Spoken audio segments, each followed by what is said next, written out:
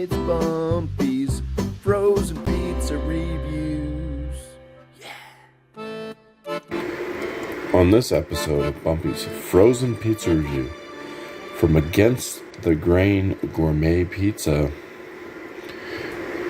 out of Vermont, I have their Margherita. This is a gluten-free and grain-free. It's our original cheese-baked crust. Yeah, that's what it looks like in the cellophane wrapper. Actually, it looks proper. It's a pound and a half on this frozen pizza. I need some food in me. But yeah, that's like the whole story right there. If you want to pause it and read that, because I'm not going to read it right now because that would add too much time to the video. But it does say for crispy crust to cook it directly on the rack at 400 degrees. I am doing it in the cast iron skillet at 400 degrees for 17 to 19 minutes. This pizza, I purchased it at Hannaford, which is kind of a more upscale shopping place.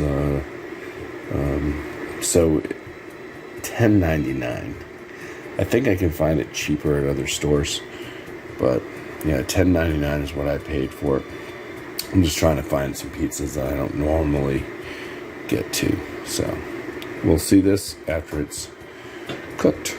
Alright, so here we go. This is what it's looking like after 19 minutes in the oven at 400 degrees. Let's go ahead and start to cut this.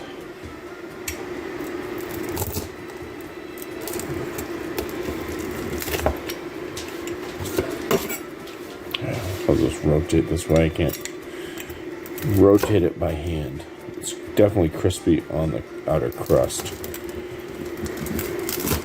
Can't quite say the same for the center, but I didn't follow the directions.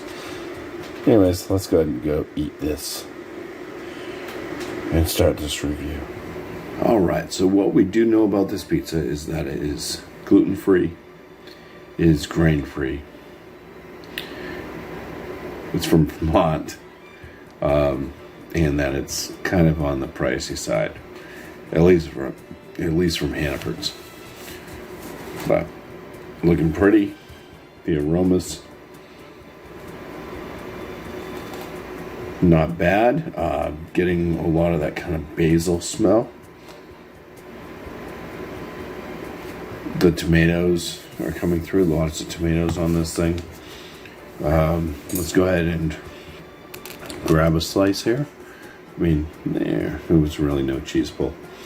Undercarriage looks like that. Like I said, I didn't follow the instructions complete because pretty much none of them will ever tell you to put it into a cast iron skillet to cook it. But anyways, yeah, it smells pretty decent. Let's go ahead and take our first bite here. So definitely not crispy in the center. Once again, I didn't follow cooking instructions. It's one of those things where I'd have to go back and say, okay, I probably should have cooked it longer because I didn't follow the cooking instructions. I cooked it at the longest recommended time, but that was if it was straight on the rack. I'm sure it would have had a crispier crust.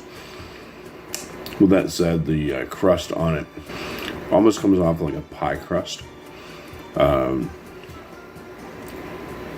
my wife makes some like meat pies and stuff like that. It's kind of this flaky, almost bakery type crust. It's not crisping, but still it's not bad.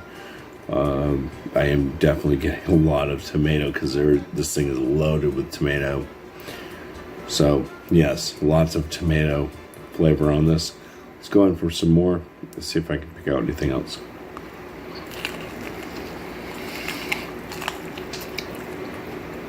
You get a little bit of that kind of sauce. It's kind of a little bit on the acidic side on the sauce. Tomato, definitely like a tomato paste type of sauce. The basil is definitely coming through. That's loading up in there. Personally, I think the sauce could use a little more pizzazz. The tomatoes, I think there's a lot of them, but I see a lot of white. I see a lot of whiteness to some of these tomatoes. I think like vine ripened, like cherry tomatoes or something would have been better. And if they did use those, then find a better batch. Juicier tomatoes, I think, would be good. Anyways, or plum tomatoes, whatever you want to call them. Plenty of basil. I think that's a good amount of basil. But yeah, spice up the sauce a little bit more. But this is one of those kind of healthier choices on pizza as well. Let's go ahead and eat some more. I know that the edge is going to be a little bit more crispy. Let's try it.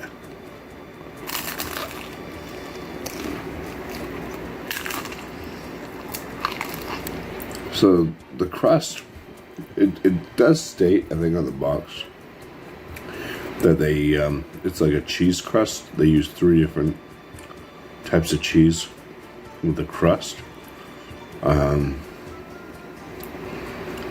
But to me, it kind of tastes a little bit like chickpeas.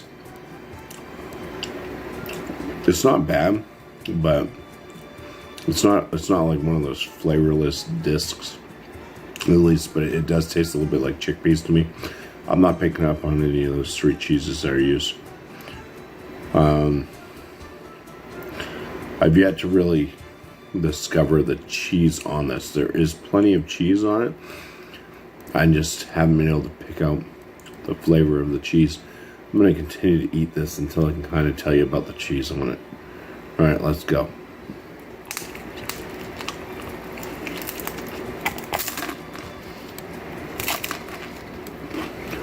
Yeah, so I really can't get much out of the cheese. I think it's probably more of a standard mozzarella, a little salinity. Yeah, plenty of tomatoes on this, if I didn't mention that already. It's just juicing with tomatoes. Each one of those bites. Yeah. The crust, it's actually not too bad. Not my favorite crust, but it's pretty good. I feel like I'm eating healthy. Not really, but yeah, anyways, it's kind of a filling pizza. It does fill you up. I think it's got decent flavors. I think they did a good job with the basil on this. That definitely, and the tomatoes, like I mentioned, could have been better, but at least there's a ton of tomatoes are definitely getting a tomato flavor. There's some of them at least that are juicy and still getting the tomato squirts. Yeah, the cheese I think is just like kind of a standard mozzarella. Not bad, a little bit of salinity. Sauce could use a little bit of an upgrade with spices. The crust is what the crust is, and it's not too bad. Considering price, I mean, this is kind of a bit on the pricey side, but I mean, I think flavor-wise, I'd throw this in like top end, very good. With the price range of it, probably bring it down a bit, probably lower to at least like a bottom end, very good for the deal you're getting. But then you have to include the reason why this pizza is, and it's for like people that can't tolerate gluten and stuff like that. So I think for like kind of more of an all-inclusive frozen pizza, yeah, top end very good for this pizza. Against the grain, I think that's the name of it. And this is their Margherita pizza. Just want to say cheers. Thank you all for watching.